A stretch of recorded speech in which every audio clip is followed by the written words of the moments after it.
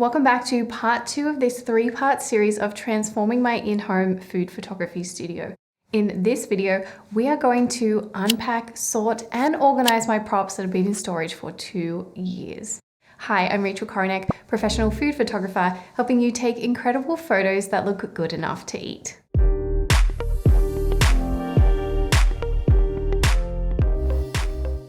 So when I had to take a step back from my business and when we moved across Canada, all my props had been packed up and in storage for 2 years. So I couldn't exactly remember everything that I owned. And when I brought these boxes into the studio, I wondered, is that all? Like, is this everything I had to create with? Like, I felt like I had more than that. Maybe we were missing some. So let's get to the good part. I'll unpack these props. I'll share some of my favorites with you. And maybe we can even check out some of my work where I've used these props. A lot of these props have been boxed up for over 2 years now. Now, when we moved from Vancouver to Toronto, I did go through and purge a bunch of things, but it has been so long that I don't even remember what are in these boxes. So I thought it would be fun to go through. Let's have a look at some of the props that I really, really love creating with. So let's just start with this box, and when I find something that I love, then I'll show you. Vintage camera. So these are handmade bowls that I had. It was like a custom order, and I actually haven't used them that often. They're really beautiful. So I'm just looking at them now thinking, that might be cool to try and work out a shoot for these. This is a really beautiful vintage cake stand or fruit bowl. I've used it a couple of times. I searched really hard on Etsy for this and paid way too much money for it, so I definitely need to utilize this one. This I love so much. It's by a Vancouver ceramicist, and she's really known for having things that are a little bit imperfect, which is just so beautiful in food photography, and this gorgeous green color I really, really love. Oh, she's heavy. Let's see what fun things we have in here. This I love. It's from Nom, but my beautiful friend B. Lubes gave me this, so I love this. A bunch of pinch bowls. Love every single one of them, I can tell. This is a beautiful handmade ceramics by Nanase. She's also in Vancouver. She does these beautiful Japanese ceramics. This is just so beautiful. Oh, so this is a bunch of platters. This was an amazing Etsy find. To find something with this patina is really hard, also really expensive, but isn't it gorgeous? I remember everything I shot on these, especially the beautiful little cupcakes. Oh! I wondered if there'd be some things that were broken. Look, it's not my favorite, but a staple white platter, you know, it's worth having. Do you think we can glue it? This is in one piece though, that's all that matters. It's really, really beautiful, but challenging to use, but it cost me a fortune, so I'm glad it's not broken. Oh, another heavy one.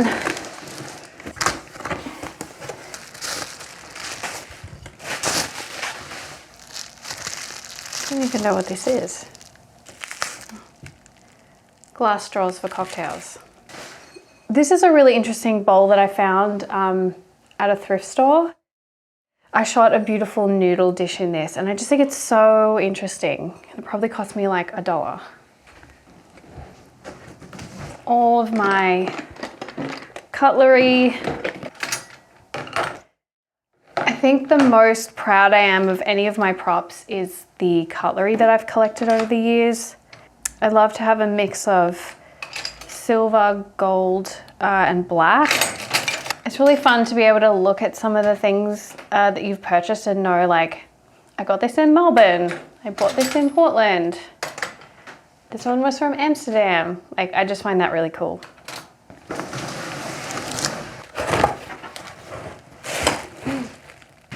Please let these be intact.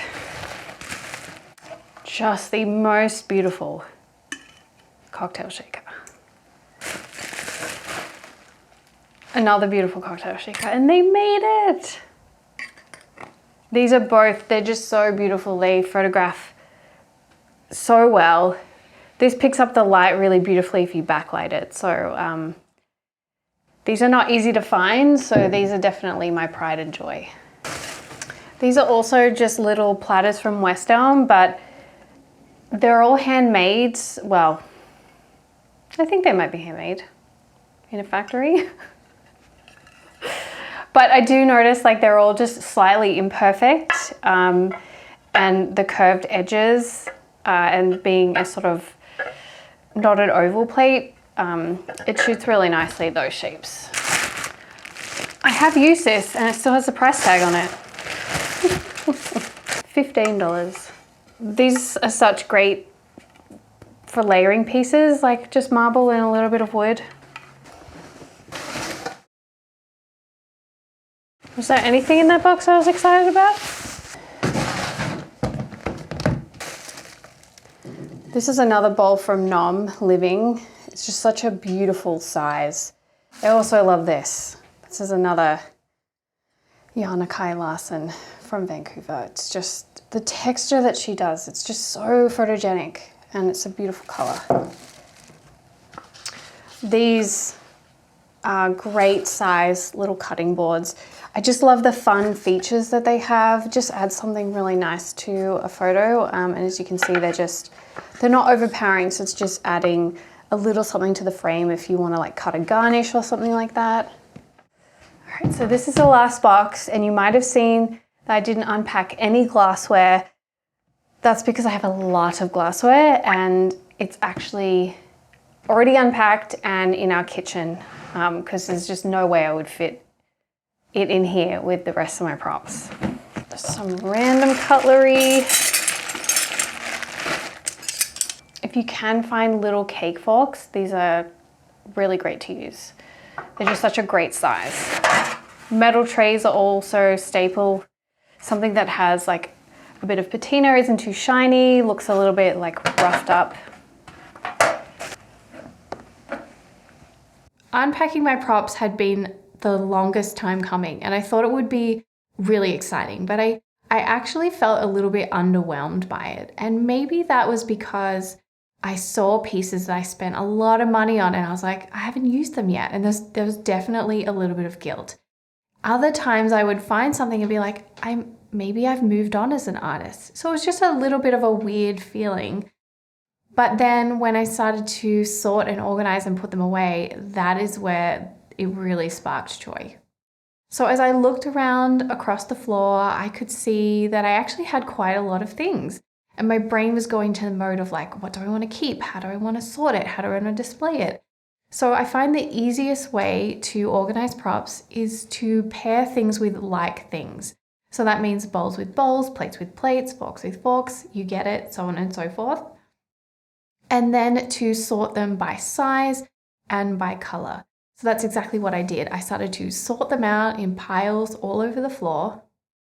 And then I started to stack them up, organize them by color, and that really allowed me to survey what I had, to think about how I was going to store them. Like, I don't have the biggest space. I don't have endless storage. So I wanted to think in my mind, you know, how many neutrals do I have? Do they need their own shelf? And there's a little bit of pink, there's a little bit of brown, a little bit of yellow. Maybe they could fit on a shelf together. Now, I ended up choosing cabinetry that had clear glass because I really wanted to see the things that I create with. Like, I've spent a lot of money on them. There's so many that are beautiful. I want them to inspire me. But I also don't want it to look messy. So I really had to think about like what's going to go in the back, how can I stack things, but also how am I going to be able to like make things accessible. So I would take a look, you know, how's it feeling? Is anything feeling too heavy? And just rearrange it. Sort of if I was going to take a photo, like thinking about composition while I was organizing my cabinets. One challenge that I had in my previous studio was I would just stack platters. Platters are really big and heavy, and it was just a giant pain to even get one if I wanted to work with it.